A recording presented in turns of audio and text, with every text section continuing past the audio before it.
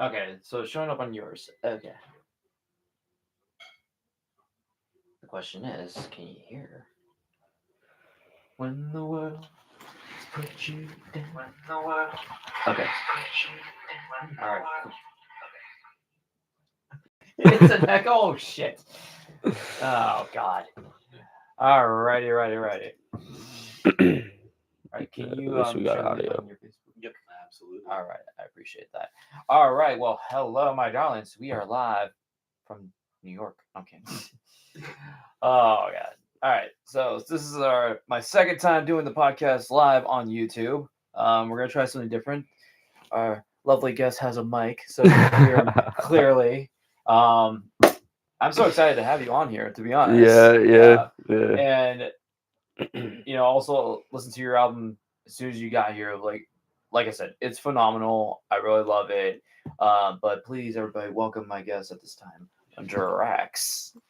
What's up, Nicholas Vadas? Typical white boy name, so I had to change it. No, a lot of people say my last name wrong. Like growing up, like it's Vadas, right?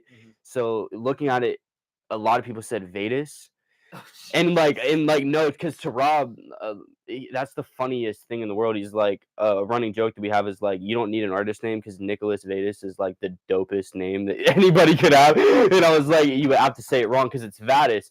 It's like how I knew I was in trouble at school when I heard like my name right over the announcements. I was like, ah, fuck, yeah, because my principal was the only one that would say it right. Uh, but yeah, Yeah. funny 5 second story about my name. So your newest album that just dropped at midnight, Hotel Theory, which I love the name by the way. Where did you get the name? Uh, Hotel therapy. Therapy. I'm sorry. No, I'm sorry. I basically like when I started working on this album, every song that I worked on, I knew I wanted to be part of something. I just didn't know what. And the process was about 2 years, and once I long story short, I went into a mental hospital. Like I checked myself into a mental hospital just because like some real life shit was going on. And while I was in there, I was like thinking, I was like, bro, I'm literally like being forced to talk about everything that I have held in for so long, and I'm like resurfacing things that I just didn't even want to acknowledge my entire life. Yeah. And I was like, that's kind of what every single song that I've been working on is about. So I wanted it. I love the idea of like a cinematic album in a like an actual place or a story. So I feel like I called it Hotel Therapy because it felt like I was trapped and I had to talk about these things. And it was the time in my career, the time in my life to bring that out of me. So I mean, that's why I called it that. I feel like I just wanted to make it like an experience, like how in the very opening of the album you hear the "Welcome to Hotel Therapy. We hope you enjoy your stay." Yeah. Like whatever. That whole intro, everything is there for a reason, and I have stories behind every sound. And uh, I wanted it to feel like you just showed up to a mental hospital, and like I hope you're ready to talk about all of these things. Okay. You know what I mean? Like these are the following messages. That's what it was about. Well, it's awesome that you explained that more because I really didn't get that at first. Yeah. But I felt like each song was like a continuation of the journey that you were kind of processed throughout this Yeah, album.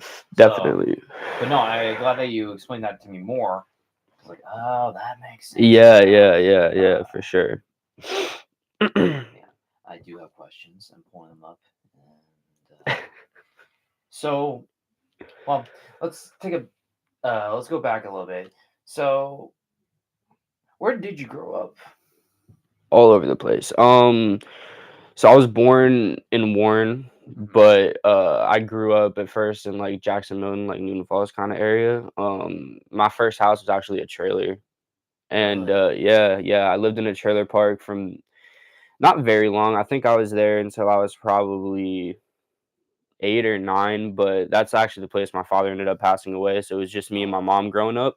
So yeah, we were there, and then we like moved to some small country house for a couple years. Got kicked out of there. Lived with my grandma for a little bit in Warren. Uh, like very close to where I live now. Actually, it like trips me out. But then I ended up moving in when I was probably 11, 12 to one house that I stayed at until I was like that's where I consider my like growing up house because it was like around 12 to like 16. Yeah. You know what I mean? I had a lot of my first in that house. Uh but I mean I think the final answer would just be like Warren, Champion, Leavittsburg, like Newton Falls. Like I've kind of been all over the place growing up just because of like there's a line in the song Dad, like thrown around in homes, so growing up I had to fight. You know what I mean? It was like I felt like I was always the new kid. You know, I was like that kid that was always like changing schools or trying to make friends or you know what I mean? My growing up was hard, man. No, and I can relate to that because like I feel like a lot of people struggle for that a lot when, especially for childhood, because you especially like if you grow up with parents who don't know what the fuck they're doing. Yeah, yeah. The child learns from that, like, oh, so that's okay in life. Yeah. They grow up like, oh, yeah. like, oh, you're going to jail. And then you start dressing like this, and you're all kinds of fucked up. Come on, we're not gonna say that. So, like at the time, like, what kind of music were you like listening to? Like, what got you? Oh, dude. So my mom was a heavy rock fan. Okay. Like 80s hair metal is what I remember my mom showing me when I was a kid. So like my first exposure to music was Motley Crue, Kiss, Yes. like Skid Row, like that kind of era of rock. And as I slowly started to develop a taste for punk, and got discovering on my own like the Pistols and the Ramones and the Clash and all these great bands. Yeah. So I like started on rock, and then I actually have a really crazy aunt that I don't speak to anymore. But I remember she got me started on hip hop, and she didn't even really listen to hip hop, but I was listening to some like new metal shit. Like I think it was like literally Sum 41. It was like this rap rock infusion. And she was like this kind of reminds me of Eminem, and I don't know how Sum 41 would remind somebody of Eminem, but it just did, like to this lady somehow. And yeah, so the first rapper I ever listened to was Eminem, and I just opened a whole new floodgate, and I just discovered my love for hip hop on my own. So I was listening to like everything growing up, man. Some of my biggest inspirations were a lot of the bands that I just mentioned, and like a lot of the old school rappers made me want to pick up a pen, bro. Like Pac, Biggie, Nas. You know, those artists. Once I discovered them, it was like over for me. It was like I want to do this. Yeah, for sure. So that was kind of like those inspirations for you to start writing your own material. Yeah, exactly. Gotcha. No, I like that. It's always nice to like hear what inspired you to start writing this stuff. Well, that kind of like answered the other question. My biggest inspirations. Yeah. I have a lot of inspirations, but in terms of sound, in terms of image, in terms of just me as an actual artist, I think to categorize me would just be like uh Juice WRLD, Lil Peep, XXXTentacion, Trippie Redd, Lil Uzi Vert, and then I'm also on the more lyrical side too, where artists like Eminem, like Machine Gun Kelly, like NF. That's where like the versatile stuff comes from me because one day I can hop on a song and just decide to sing, and then the next day I can sit there and articulate like a 20-minute verse. You know what I mean? Like I pull my inspirations from a lot of different places, but if you like any of those artists, chances are you'll find some enjoyment out of my music. Oh yeah. Yeah, for sure. I do love Eminem. I think he's like the only rap artist I will listen to. Okay. And that's not like, well, we're not gonna get into that.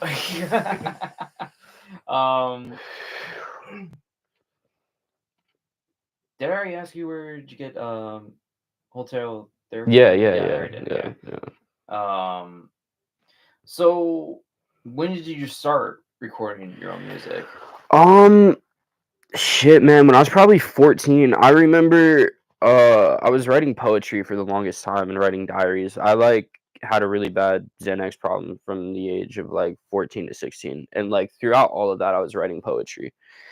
So once I got used to just pen and pad writing my feelings down, I discovered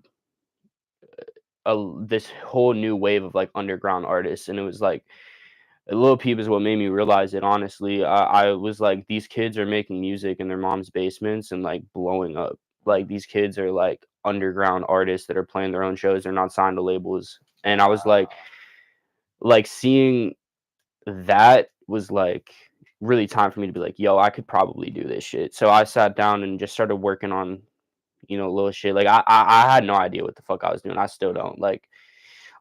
People are asking me like all these technical questions. How do you make your voice sound like that? And I'm just like, I just turned knobs until I liked it. Like I don't know. Like I'm not really like a professional musician. I'm just good at speaking into a microphone. You know what I mean? So I think I was probably like 15 or 16 when I started making my own music. Yeah, it was literally just in my bedroom one day with a set of headphones. Exactly how I recorded Hotel Therapy, bro. Just a set of headphones and a cheap ass iPhone. Okay. Now, do you use BandLab? Yeah. Okay. Yeah, definitely. So. Yeah. Well, I've had like I've used FL. I've had the home studio. I've done all this shit. For me, there's something special about being able to record anywhere at any time. Yeah. There's something like special about whenever it hits me, it just hits me. Um, the song "Go Hard" I recorded in a Kia Soul. Like that. That's some people's like. I was so proud of that song. That's probably the song that I'm most proud of on the album, just because like I was listening to the beat over and over and over again, like for like 6 hours that day. I just wouldn't stop listening to this beat. I knew I had to do something with it. I went on my break at work and I went and sat in my sister's car, and I literally just went, and it just happened so naturally. Yeah. And yeah, I couldn't do that. You know what I mean? If I would have went home and like tried to brainstorm at a studio, can't happen. You know what I mean? Once I start being able to get more studio time and don't actually have to like pay for it, then it's gonna be a different process. But for now, it's just me and the phone, man. Gotcha. Yeah. Yeah. No, and I get where you're coming from as well, because like when I did my album, because I use BandLab a lot, and it's like a learning process each time you do something with a song. It's like, oh, what can I do better with the next one? Yeah, and exactly. all that stuff. I'm telling you, man, presets. Learn your presets. Yeah. And you can sound like fucking anybody, fucking anything. Like you can literally, I don't know, bro. The whole idea of the internet and the whole idea of the technology that artists have now compared to back then is like so insane to me that like all you need is the talent and the hard work to make it. You know what I mean? Like you have the whole world at your fingertips, literally. Yeah. And it shows that you put a lot of effort into it, because like each song, you really took your time with it. If that makes sense. For sure. 2 years. Damn, that's long. This album I started working on 2 years ago. Of course, didn't know it was gonna be Hotel Therapy, but like the first song I started working on, like there's a version of that out there that has not seen the light of day. Really? Yeah, they like. So you got like. Yeah. Like maybe for an anniversary, I can release some demos of like songs, because a lot of them are very different. Like these songs transformed over time. Yeah. You know what I mean? And I added to them, took away from them, changed the lyrics, or whatever the fuck. Each song on here, not one song was a one session kind of thing. Okay. Yeah. Now, I figure you play guitar. Yeah. Yeah. When did you start doing that? Shit, man. I like always wanted to play guitar. I actually, when I was a kid, had like a really shitty like little drum kit. And I originally wanted to be a drummer, but I was like, I just didn't have the rhythm. I didn't have the patience for it, and it just wasn't built for me. And Kurt Cobain was actually the person who made me want to pick up a guitar, because I always wanted to play, but I like growing up on hair metal, watched like Slash doing his, and I just was like, fuck that. Like I can't, like that's too much for me. That's not me, and I'm like, I'm never gonna be able to do that. I'm gonna stick with my pen and my paper.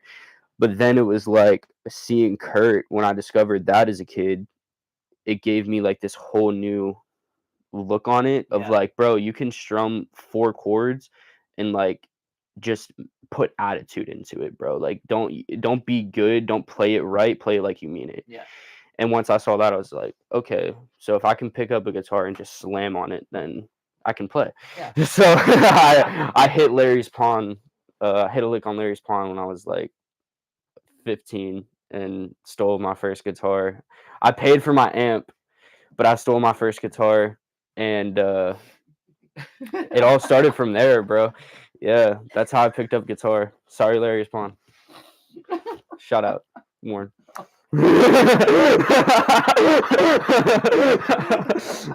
I apologize, Larry.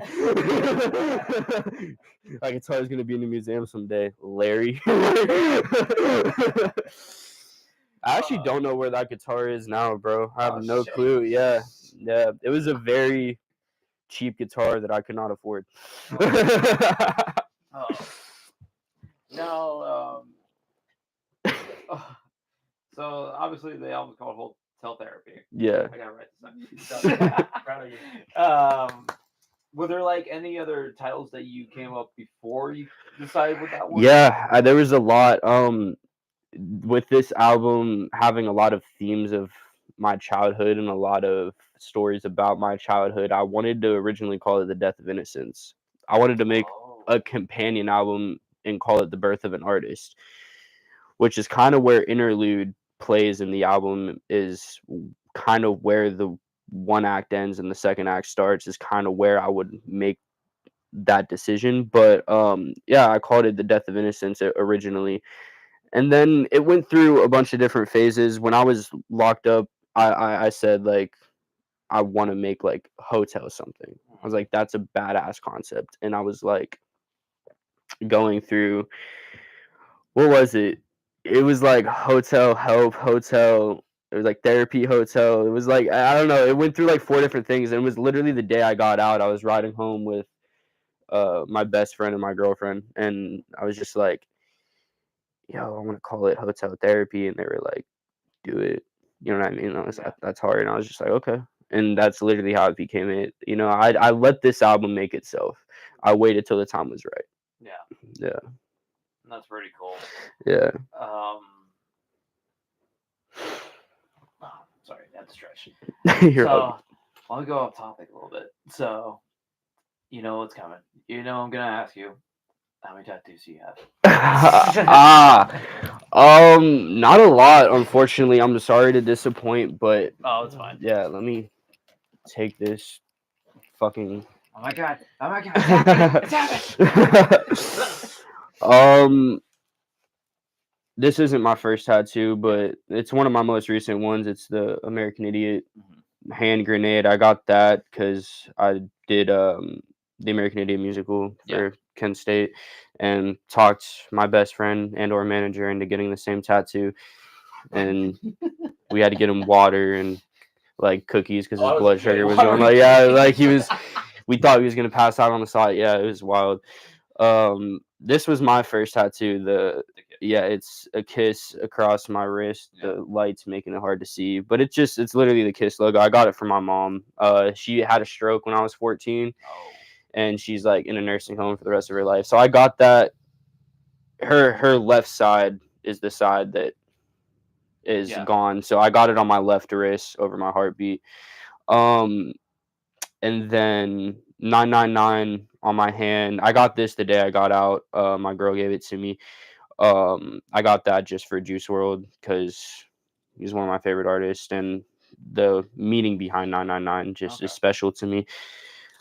And then we got a cross that nobody needs to see because it's a fucking cross.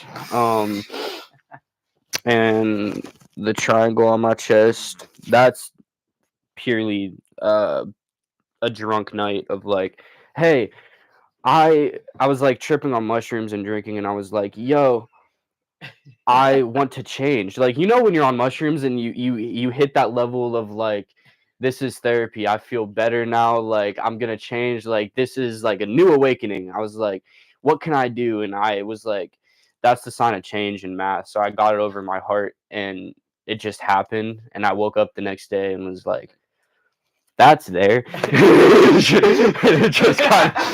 just kind of stayed. Fuck happened last night? Yeah, I got more on my legs, but we're not gonna go into the trenches. I know I'm like Aldo's world sometimes when it comes to drag, but this is a PT-13. Yeah. No, definitely. I mean, you can say whatever the hell you want on this podcast. I don't think it's fuck or anything, but you're not stripping in front of everybody. No.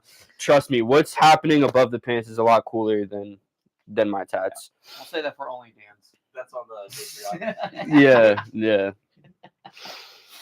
Oh, but no, like I always feel like a tattoo always has a story to it, and obviously For this one sure. you're like, what the fuck did I do? Yeah, no. I mean, it meant something to me, and it's something that I wanted for a long time. But I wish it wouldn't have been under them circumstances. You know what I mean? I wish I would have put more thought into it. But I mean, things happen how they happen, and we can't go back. Exactly. And so, like, yeah. Now, is the album only on YouTube? Is there other Um, platforms that? I'm gonna be dropping it actually on SoundCloud today, right after this interview. It's gonna be out. Okay. So for the people who want it on Spotify, it's not gonna be for a while, maybe if ever. But Well, YouTube and SoundCloud. Well, and Spotify, they like are really strict with that kind of shit because they're like, if it's covers, it's not gonna work. But it's like if it's your own shit, you have to go through a process. Yeah. Well, I like, and it's my beats. You know, Yeah. It's going through the licensing process and how much money you actually have to spend. I don't. It's not worth it to me yet. No. You know what I mean? It's just not. If I get a decent following on YouTube and SoundCloud and I actually start getting more traction, then I'll then put the time and effort and money into getting my shit out there more. But I mean, that's how I discovered music growing up, bro. Like SoundCloud and YouTube, like those underground artists that like nobody's ever heard of that I love, like that's how I found them. And I kind of want to be one of those artists to somebody. You know what I mean? So yeah, I know the feeling because like not this recent album I did, but the last album I did, it was a bunch of song covers, but I did write my own material in it as well. And you already know, like I never thought Collar Roads or Sexy Lake Queen was gonna be a hit, to be honest. Yeah, I mean you have those little songs, man, that just turn into something that you don't expect. Like the song Dad almost didn't make the album. But it's a really good song. Yeah. A lot of people really like it. Ironically, I knew Mom was gonna be on there, but yeah, I re-recorded that song like 10 times. Yeah. Like the entire thing. And went through so many different processes of mixing it. Like every song on this album has a different version out there somewhere, but that's the one that definitely has the most. And I don't know what it is about it. I don't know what it is or what I was trying to make it sound like, but I just couldn't get it to match my vision. I still don't think it matches my vision completely. No, and I completely understand that. But it's out there. But it's amazing to hear people be like, "Oh, that's actually pretty good." Like, yeah. Are you sure? Yeah, exactly. But yeah, no, it definitely needed to be on there, but yeah. But no, but damn, I can't believe it took you 2 years. But that's I look at it that way as like that's dedication right there. Like it took you this long to get it perfect in a way. For sure. For this to happen, and I'm sure when it premiered at midnight, you guys were rocking it out, going, Yeah. Of course, man. No, we had a good time. I got a really great friend group, so events like this are fucking amazing to me. All right. Well, I do have a couple questions since you have seen Living Dead and you are technically part of the crew. Do you have like favorite things, like favorite spots, like in the show that you really like? My favorite numbers are. It's such a campy show. It's such a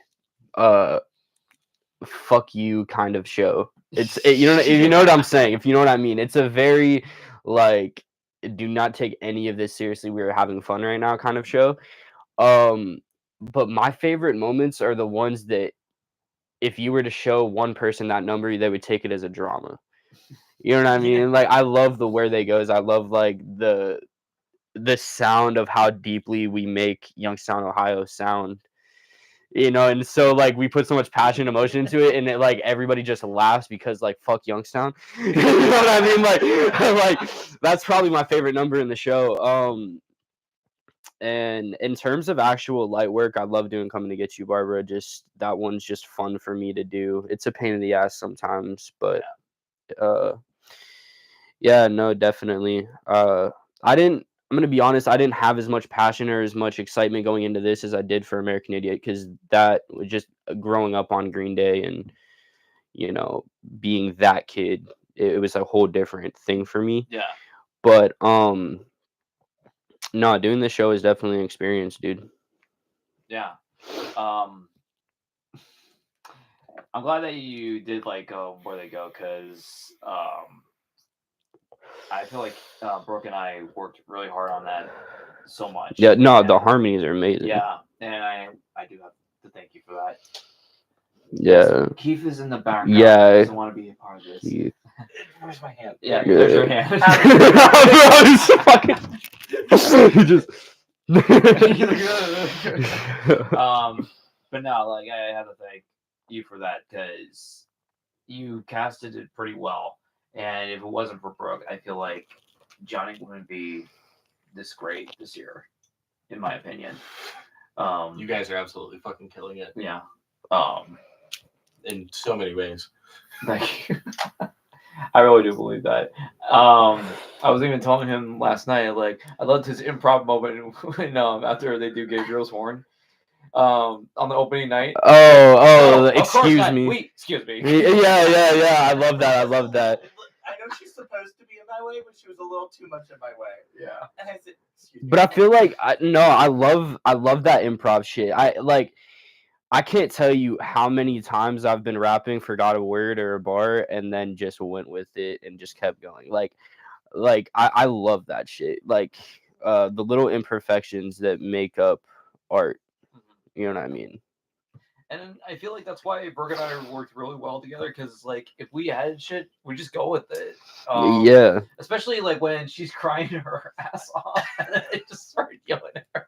Yeah.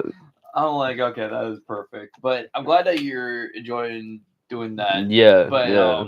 You were saying that you also did American Idiot for the lighting. Correct? Yes. Yeah. I did not do all of the lighting for that show. I worked one spot. Okay. Yeah, it was a bigger theater, a bigger production. But I did that simply because, dude, at the time, to like be vulnerable and real, like I was just in a dark fucking place. Gotcha. And I was just like going through it, man. And basically some shit went down where Keith was like, I got to keep my eye on this kid. Yeah. And he's like, you're coming to rehearsal for me. And it felt like babysitting for a couple months between like 4 of my friends, because it was like, who's with him, who's watching, like is everything okay, like where is he, like what kind of thing. So he's like, well, I have to be at this show, you love Green Day, you know what I mean, be a part of it. And he was just like, I got you a spotlight. And I was like, I had nothing else better to do. And I just like, I don't know, I became close with that cast, and I became very happy with the way that show turned out, like on a whole different level of, I'm not a theater kid, I do not do theater, I did not grow up on theater, but doing that show, I started to understand it, and I started to have an appreciation for it. And it really just opened my eyes to like a whole different world of art that I knew existed but never gave the light of day. You know what I mean? So and I could tell that Billy Joe Armstrong, Green Day, is also a huge inspiration to you as well. Yeah. Well, because we always bullshit about it. Yeah. Now, if you had to pick only one song from that band, like your favorite song, what would it be? Shit. I don't fuck with picking favorites. The American Idiot album is definitely my favorite because of pure storytelling, and it's the one I listened to the most growing up, and it's like, it's amazing. I'm not going to be that kid with a Green Day tattoo that comes on here and says Boulevard is his favorite song. I'm not going to be a fucking prick. I'm not going to do that to everybody. I would say there's a song on Nimrod called Hitching a Ride that a lot of people looked over that I fucking love. Like that's like very fun Green Day. Yeah. And yeah, I'd say probably Hitching a Ride. It's my favorite Green Day song. But I love the hits too. I like the entire American Idiot album, like the Boulevard, Holiday, American Idiot, Jesus of Suburbia. That song in itself is an album. Like that song is literally like a little small EP. Yeah, and yeah, I love that. You know what I mean? Just because I love hip hop for the, like I said, the storytelling aspect of it. You know what I mean? It's very raw and literal. But I feel like that's kind of exactly what Green Day did with that album, man. You know what I mean? It had a beginning, middle, and end, very much like I wanted to do with Hotel Therapy. There's a lot of, especially new hip hop albums, where people will pick 5-6 songs and call it an album, and they'll just be random songs that they thought were cool. And not that there's anything wrong with that, but I like putting more thought into everything. Yeah. I like putting. I'm a very. The reason I don't drop as much music as I probably should, or people would probably want, is just because I don't make a song and then just immediately decide to put it out. Usually, like I'll make a song and I'll let it sit there and I'll think on it, like, and my voice will completely change before that song comes out. So like I'll have to literally re-record it to like make it sound up to date. But I mean, that's the thing with me, man, is I put thought into everything. Everything about me or my music has a reason behind it. Yeah. Well, I feel like when you do that kind of stuff, being a recording artist, you have to do that because, you have a day because you worked on this for 2 years. So it's like, let's say you worked on your next album and we're going to release it in 2 years. So that gives you enough time to figure out, what is this album going to be about? What songs am I going to do? Yeah. You could like record it in one day, let it sit there like, oh, it sounds good. But then you're like, this would be better if this had it. Yeah, exactly. So I get the process. Exactly.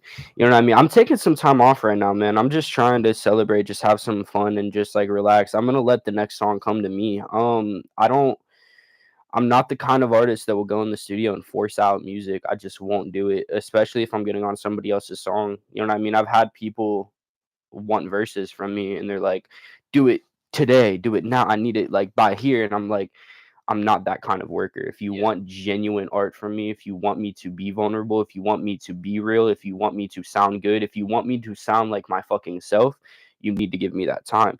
You know what I mean? I am not one of those artists that can start work on a song and then midway through, like, okay, I'm going to finish this tomorrow. Like, because tomorrow I might not be feeling that same way. When I hit the studio, I might be feeling a completely different vibe or mood. And it just doesn't fit. Like I have to be in the zone. You know what I mean? And I absolutely agree with that. Yeah. I completely agree with that. Now, with the album, would you ever would like to do like a live performance of it? Fuck yeah. I feel like there's a lot of potential in live shows for my music. I definitely make plans in my head. I have visions for everything, bro. Like the entire album, I can literally, if I had the tools and the help and a venue, I could literally tell you, I want this color lights for this song. I want them to go down at this time, or I want to be standing here. Like I have it all planned out in my head for literally everything. Like I live, breathe, eat music. You know what I mean? Like yeah. It's definitely in the works. It's gonna be someday. Are you hearing this? Write this down.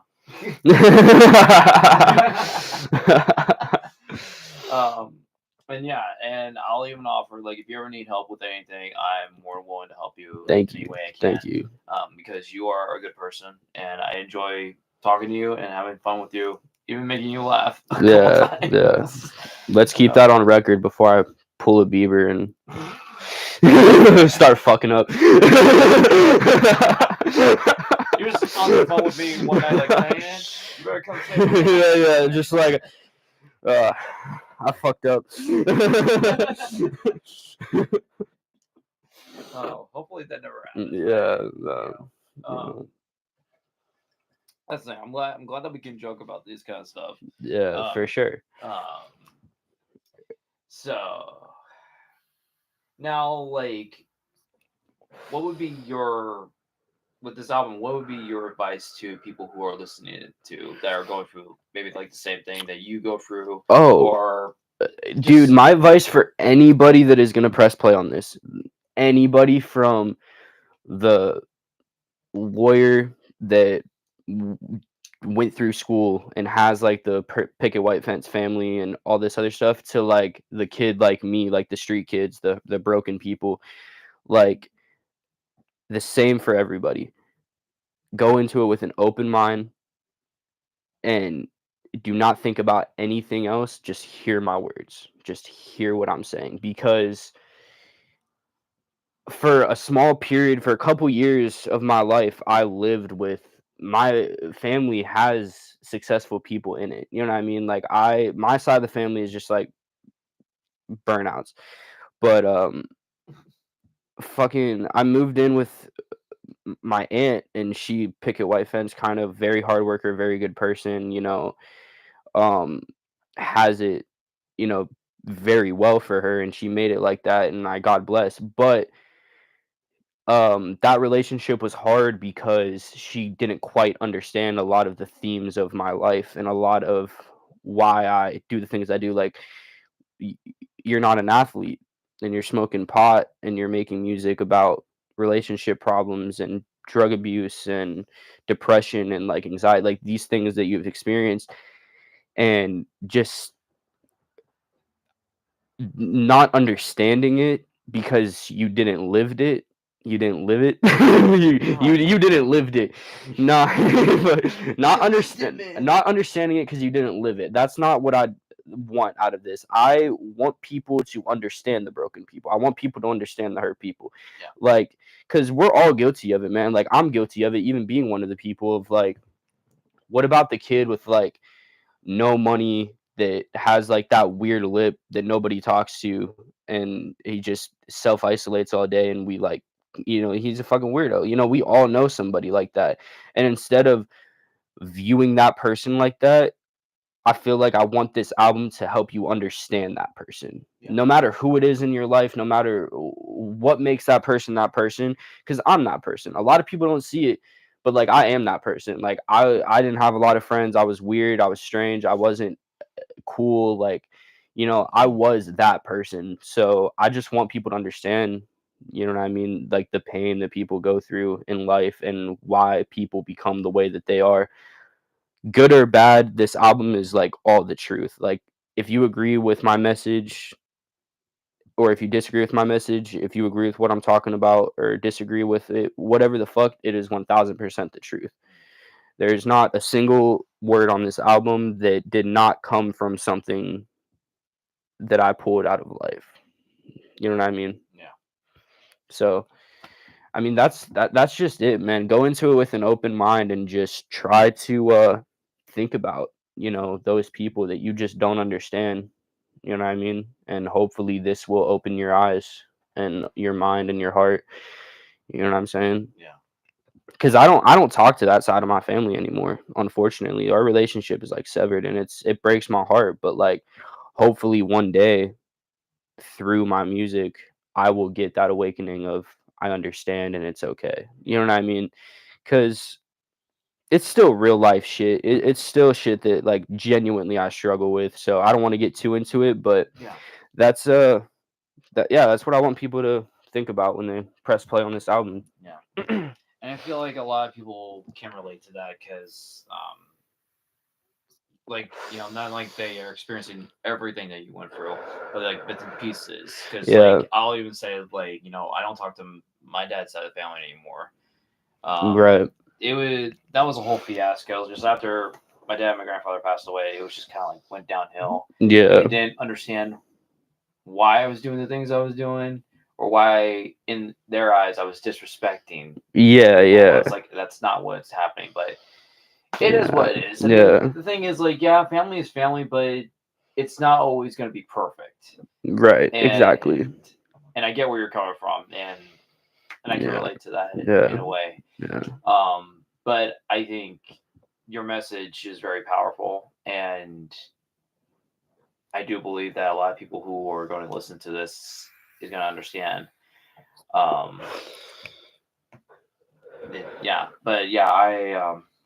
like I said, when I listened to it before you got here, I was truly like really proud of you because you put a lot of time and effort into this. Yeah, you should be happy about it. Yeah. Thank you, bro. I am. Keith. I'm getting tired of this one, bro. I'm not done. I'm just. That's the manager, people. Yeah. Supplier, manager, Yeah. friend. Supply manager, friend, Ride. worker, manager. That guy. Yeah, nah. Let's have a moment dedicated to Keith for a second, bro. Yeah. Like, thank you for putting all of this together, and thank you for being a part of the album. The very first voice you hear on the album is not even me; it's him.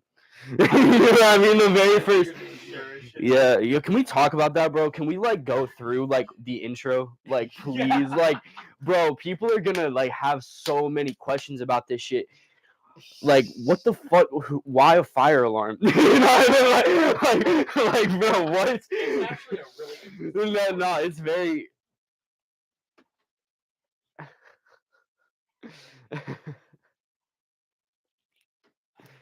We got you. chair away from the wall, Nick. I'm off of the wall. Hold up. You're off the wall. You keep hitting the wall. Like Michael Jackson. My mother, ladies and gentlemen. Hey, puppet! Just give me technical notes like move that chair. Move the No, it's fucking just chair. because Nick is ADHD. Yeah. And he kept hitting the wall. Yeah, it's because I'm like She was slowly like, moving. "No, Yeah, it's and I was like, I fucking didn't know if it would fuck up the shot. I didn't want to move. No, you're fine. Look, there's still the shot. I didn't know if it was right. I didn't know if it was right there for a reason. But anyway, that was fucking dope.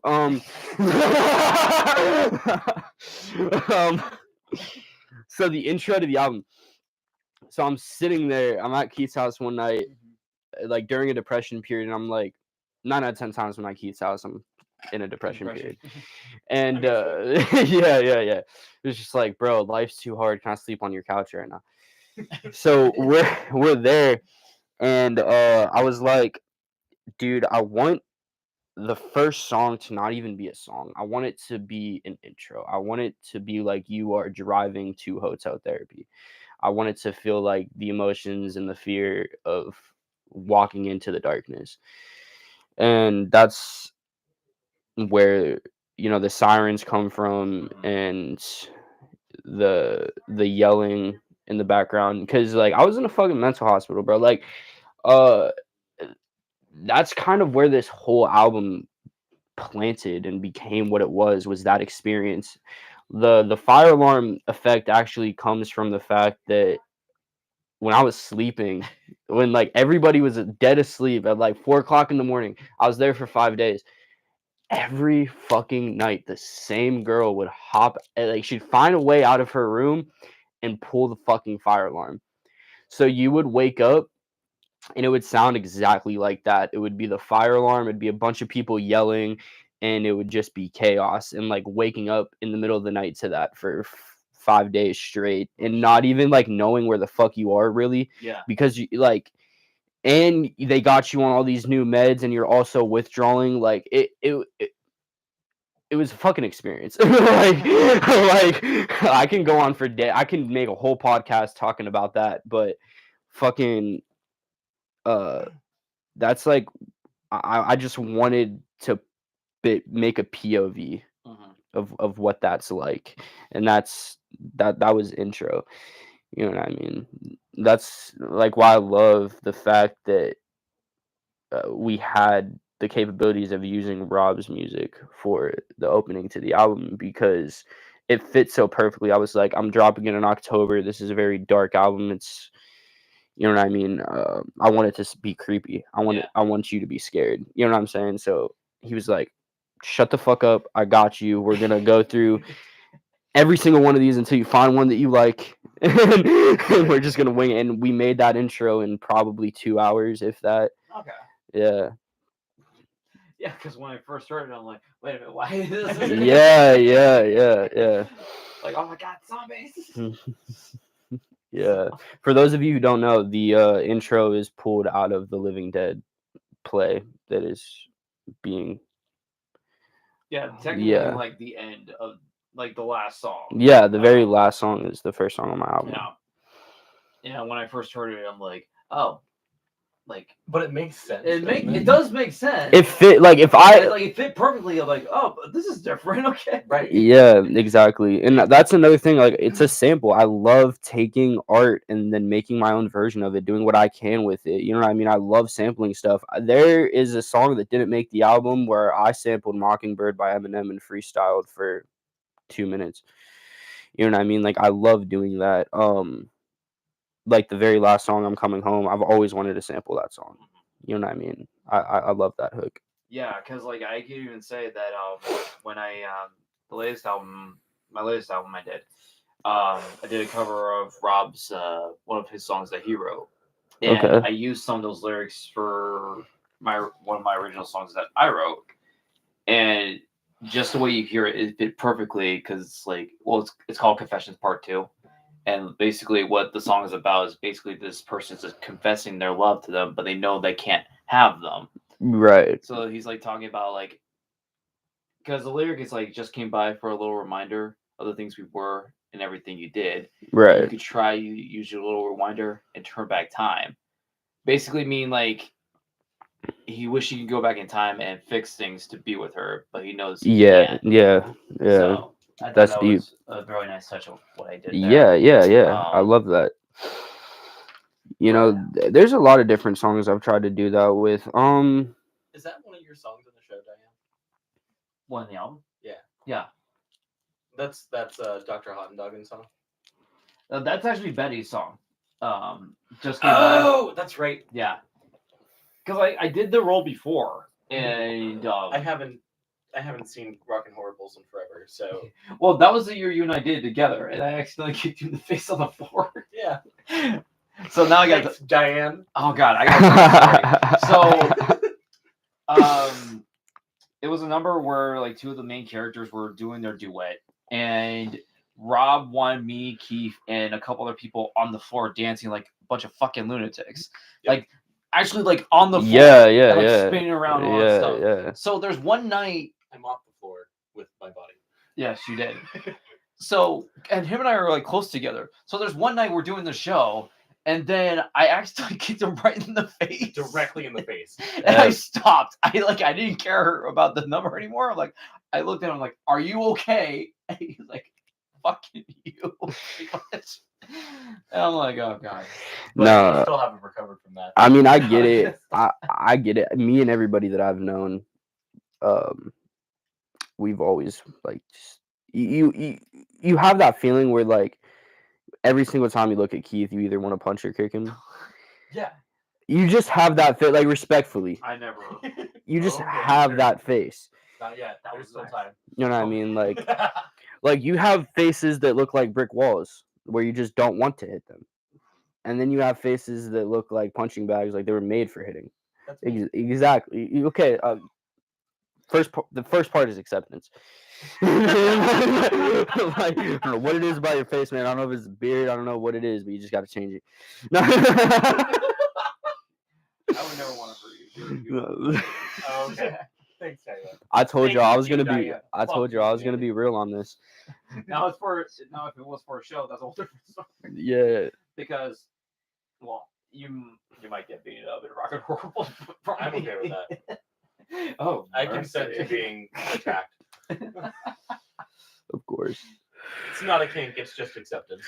I just know it's gonna happen. Well, you're like one of the most dedicated performers I've ever met. That's like when they tell you to do something, they're like, "I'll do it." My biggest problem is I do it 115%. Mm-hmm. and then overexert myself and pull my back out 2 days before the show. Yeah, yeah, I feel that. Oh god. No, there's been nights where I've been up until 7 in the morning, 8 in the morning working on songs. Like, just putting your all into something. I completely understand. Like, I'm obsessed. I go to the point where it literally keeps me up at night and drives me insane. Because it's like the excitement. You're like, oh shit! Like I gotta write this down now. Pretty much. Yeah, Like, I yeah, can't yeah, wait. yeah, exactly. And not even necessarily that, but like the butterflies I had the past 4 days, at least, Yeah. of just like, yo, this is finally coming out. You've been talking about it for this long. Like, you finally have all these eyes on you. Show us what you got. Yeah. You know what I mean? And that kind of pressure definitely fucks with your head, but I mean that's part of the game. Yeah. But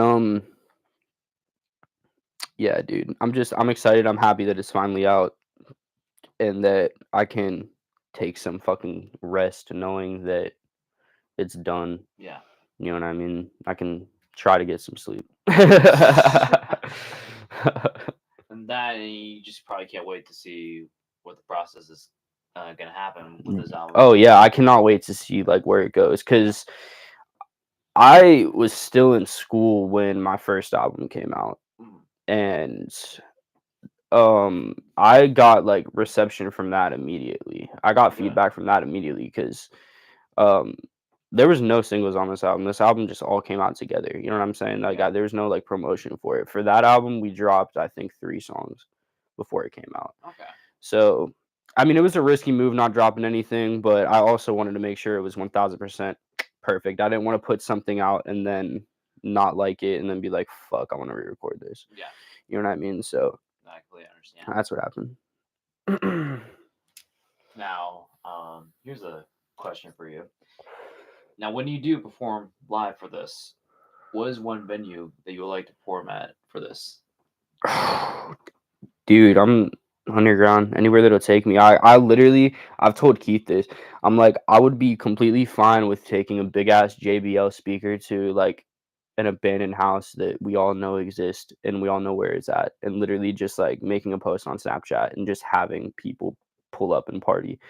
You know what I mean? Like, I literally do not care where it is or what circumstances it is. When I start, I literally just want to start. Yeah. You know what I'm saying? I'm not really worried about where I play. I mean, I have huge dreams. You know what I mean? Like, I grew up worshiping places like the O2 Arena in London or like Madison Square Garden in New York. You know, there are definitely venues that we all dream of being a part of, but as an independent young artist, I am just ready to get the show on the road. I don't Yeah. care how I do it. You know what I mean? I want this. I've put dedication and time into this. So it's not like I'm gonna get oh, you can play one song at this time at this bar, and I'm gonna say no. I can't afford to say no right now. Like, I'm completely free. Yeah. You know what I'm saying? So anyone that wants to book this face, I'm out there. Well, we Contact me. gotta talk to your manager. Yeah. I deadass don't have you on anything, and I don't even have your phone number. Literally, like, We'll change that. this all was set up because of Keith. Yeah. Like, Well, I literally told him, I was like, you're slowly becoming my manager, and you don't even know it. Well, like, I wanted to get you on the podcast anyway. So if he didn't get in contact with me, I would have asked him. Yeah. To ask you. 'Cause Yeah, I don't have any definitely. of your information, which we'll change that after. This For sure. episode's done. For sure. But yeah, like I said, he's willing to help you. I'm willing to help you. If like You got a bunch of people in your corner, my guy. Yeah, fuck yeah. like you have a lot of people who like accept you for who you are and are here for you and Right. are willing to help you in any way they can. For sure. You got me and Keith, you got Rob, you got Eli, Yeah. you got a whole bunch of people in your corner. Yeah. Yeah. I mean, I feel like growing up, bro, I like watched my family fall apart. Like, you know what I mean? And I always wanted to create like the perfect family. I always wanted to like just have like this dysfunctional functional family that just gets by. You know what I mean? Yeah. Like, my life is very shameless in terms of that, of just like I could have had the picket white fence when I was living with my aunt, bro. Like, I could have like had that kind of perfect life, and I just self-sabotaged and said it's not meant for me. These are the people I want to be around, and I'm starting my family here. You can either accept it or you can't. You know what I mean? Kind of thing. So, and I also want to do that with my music, bro. Like, whenever, like, my fans are my family. You know what I mean? I want to be one of those artists before I get too big, while I still have the opportunity and the time to reach out to people that listen to my music. I want to help them. You know what I mean? I do not want to just give them my music. I want to give them my time. Yeah. You know what I mean? I want to be one of those artists that does free meet and greets and does free like phone calls and pulling up to like fans' houses and like little things like that. Like I want to genuinely give back, because if it wasn't for that, I wouldn't be doing this. You know what I mean? I'm doing this to feel accepted. I'm doing this to build a family. I'm doing this so I don't feel like an oddball. You know, it's like the reason I make music is just to show that like we all have a broken side to us, and that's okay. You know what I mean? I don't want to cover scars. I want to let them bleed, kind of thing. You know? Yeah. Yeah, I get that. So before we get out of here and all that stuff, is there anything you would like to say? Like any last remarks? Whatever you're thinking, I already thinked it.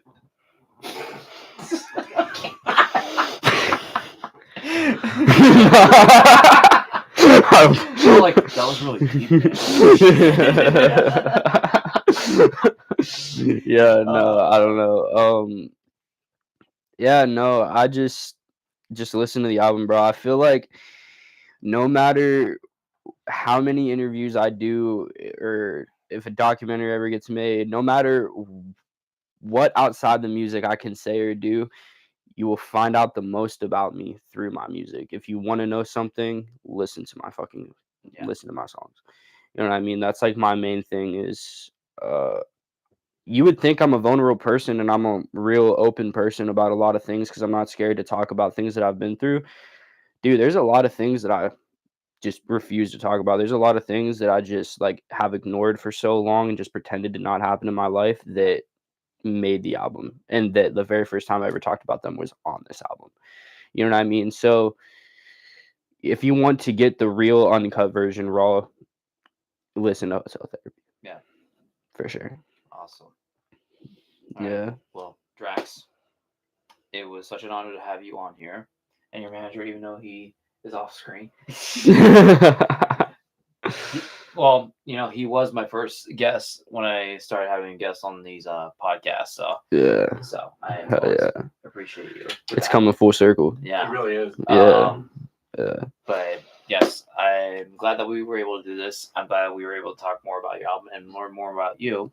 Awesome. I am too. Thank you for having me. Yeah, definitely. Cell Therapy is definitely a work of art, in my opinion. Thank you. Thank you. But yeah, it's on YouTube. We're gonna be sharing the shit out of it, and pretty soon we'll be on SoundCloud. Yeah, it will be on SoundCloud by the end of the day. Okay. So yeah, we're gonna be sharing the living shit out of it. So I apologize if you see it a lot on my Facebook and all that social media bullshit. Don't apologize. Yeah, don't. Hey, I'm supporting my friend. Get them out there, bro. Yeah, push it real good. Yeah, we need. I want this to. I want this to like save somebody's life. Like, there are certain artists that dead ass like spoke to me and said the words that I did not know how to say, and I want to be that voice for somebody. You know what I'm saying? I want to give that back. And to me, like, if I can just help one kid and inspire one kid to start writing music or to pick up a guitar, or like just have confidence, man, to wear what you want to wear, like come out if that's you, or you know what I mean? Like, I just want this album to touch somebody. I don't give a fuck who it is. Yeah. You know what I mean? And if I can do that, then as long as one person is touched and has changed from before they listen to it to after they listen to it, then that 2 years of work was worth it. Yeah. You know what I mean? So yeah, absolutely. Yeah. Hotel Therapy, check in. Yes, check it out. But do join us next week. It's finally happening. We're gonna have finally start O'Hara on this thing. Woo! And that's probably gonna be a 6-hour podcast. It really is. And then Leonardo DiCaprio the week after. Holy crap. Kanye has a verse on hotel therapy. No. Oh, God. All right, guys. Well, I hope you guys enjoyed the episode. DRAXX, thanks again. Yeah, no We're problem. I would definitely love to have you back on here in the future. Of We'll course. definitely have to work that out. Of course. Hell, maybe we could do like a live thing after a performance at a venue or something like that. Yeah, no, that'd be really cool. That would Like be a cool. live question answer after a show. Write that down. Yeah, we need to do that. I'm helping you. Live. Write it down, peasant. No. God damn. My collarbone. People are really gonna dislike me. He's like, he is an asshole. No, I would not pick on my friends if I did not love them. That is true. Yeah. All right, Alright, guys. let's Well, get I outta hope you here. guys enjoy the rest of your day. Take care, and yeah, check out the album. Check out the podcast next week, and we out. All right, love you all. Bye. Bye.